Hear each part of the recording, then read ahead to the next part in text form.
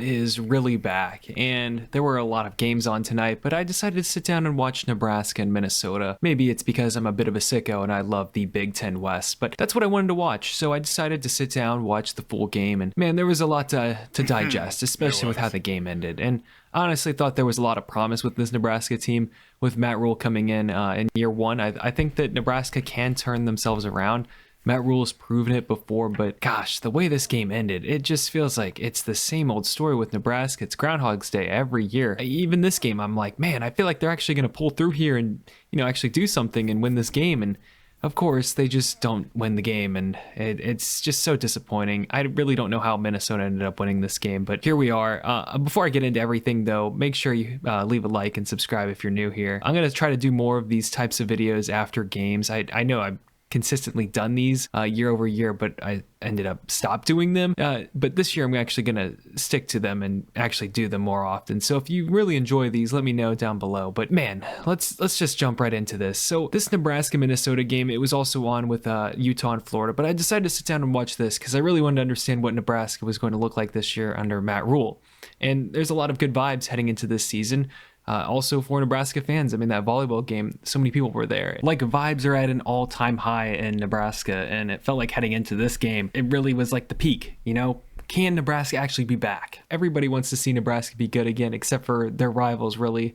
Me, as just a neutral fan, I want to see Nebraska be good, and that's why I'm excited for Matt Rule to be there. But man, this game, I just want to say, I feel bad for Scott Frost. I liked him in UFC. I liked him I like him when he was with the Knights, and I feel bad. He went to his alma mater, the team he won like a national championship with.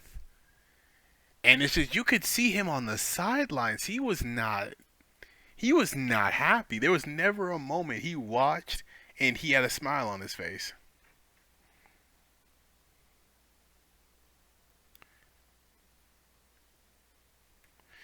There's never a moment he watched with a smile on his face. It's just so frustrating to watch. And, some positives. I did think the defense looked pretty good. They looked active. They bent, but it felt like they didn't break. And I honestly thought the special teams looked really good too. But just to end the game, I mean, in the fashion that they did, my goodness, how devastating. And this Minnesota team lost a lot of talent from last year's team without Tanner Morgan and Mo Ibrahim. Their offense was a mess. They only had like one receiver that could do anything, which was Crooms from Western Michigan. Felt like their drives were taking forever, and that's what I thought. Nebraska's defense looked really good, but man, the ending of that game, it's just so frustrating to watch. This Nebraska offense was a mess the entire game. I honestly thought they looked much better in the second half. Jeff Sims went under center. They started doing play action, stuff like that, and I felt like it helped open up the passing game and kind of helped Jeff Sims run the ball a little bit more. But after this game, Jeff Sims had 19 carries and he had 3 interceptions and just did not look good. And I think the reason why he didn't look good was because the offensive line is not that good at Nebraska. They still have not been able to fix that over the years. And once again, their receivers just do nothing all game. So they do have those types of issues, but I did think that the defense looked good and the special teams looked good. So I thought that maybe they could sneak this one out, but that touchdown that the Minnesota receiver had, I mean, it was like a 4th and 10. Like, how do you let that happen? How do you let that up? And then obviously Jeff Sims throwing just costly interceptions. It's devastating. Like, he threw one in the red zone. That could have been 3 points. He threw one in that final drive, and like, they could have won the game on that drive. It's just unnecessary. I do think that it hurts the fact that, like, it's a new offense. They're on the road. I do think there are positives to take away from this game, but it's just like, come on, Nebraska, can you stop doing this every single year? They do something stupid every single year to open the season, and it's just like, how did they keep doing this? Scott Frost isn't even there. And man, I'm excited for college football to be back. I will watch anything at the moment, and that's why I was watching 2 Big Ten West teams battle it out on prime time with Joel Klatt and the GOAT Gus Johnson calling the game. It was really funny because they just kept calling it, man, what a game, what a great game. game towards the end. And it's like, dude, it's literally 10-10 tied. Like, this has been a miserable game, but it's fun to see. The atmosphere was really good. I honestly thought it was a fun game to watch. I know some people might not think that, but I definitely thought it was fun to watch, and can't wait to see more of these. Maybe Gus Johnson shouldn't be on the call for some of these, because only so much Gus can do as an announcer. He's so electric. He needs electric moments, and you don't really get a whole lot of those in the Big Ten West. But yeah. That's the game. There really isn't like a whole lot to say exactly. I mean, if you've seen the box score from halftime, it was 3-0. Like, what honestly was there to say? And I watched every single snap from this game. There really isn't a whole lot to say. Minnesota's offense was atrocious. Nebraska's defense looked good. Nebraska's offense was atrocious passing wise. I thought they were good running wise, but they were atrocious at passing the football. Jeff Sims couldn't really do anything in the passing game.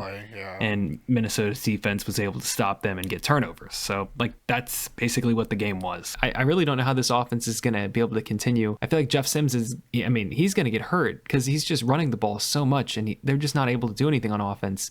But I will say this about this offense is I did see some rhythm that you don't really see when Scott Frost was there. They didn't really necessarily have offensive rhythm all the time, but I did think that, things kind of settled down the second half of this team. I thought they looked a lot better, but the way they closed the game out and to lose in the fashion they did, it hurts my head. And I'm not even a Nebraska fan, but I definitely feel bad for Nebraska fans. You guys are just living through a never-ending nightmare. It's like, when will this end? I mean, it feels like it will eventually end, but it's going to take some time. And I'm sure people knew that because Matt Rule's notoriously come in, and it takes him a year to set in his culture that he wants. He did this at Temple. He did this at Baylor. Try to do it in Carolina, but it's the NFL. I don't really think you can do it necessarily in the NFL, which is why he's not there. We've got 4 teams coming into the Big Ten next year that are going to be really good: USC, UCLA, Oregon, and Washington. And it's like, man, will Nebraska just ever be good again? It really raises some questions. Maybe they need to start spending money not on that new locker room, but maybe on some receivers and an offensive line, because I did think that the defense actually genuinely looked pretty good. And that's saying something because it felt like Nebraska's defense hasn't looked good over the years. Maybe that's just because Minnesota's offense isn't that good. They, again, lost so much talent, but I did think the defense looked good. So if there's any positives to take away, that's definitely a positive. But man, oh man, that offensive line. Jeff Sims just did not have time to really do anything, which is why he kept having to run the football and he kept having to get hit because that offensive line really couldn't do anything. But that wasn't really the worst of it. The worst of it was the receivers, because nobody's able to gain any separation. Nebraska just does not have the skills on the outside like a lot of teams in college football have, and maybe they need to start spending a little bit of money in that area. So, like, that's the game for you guys. Really hope you enjoyed this video.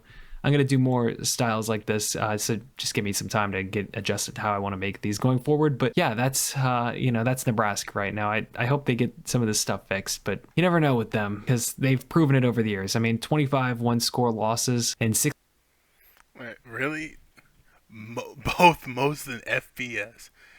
Most second half blown leads and most one-score losses in the last 5 seasons. That...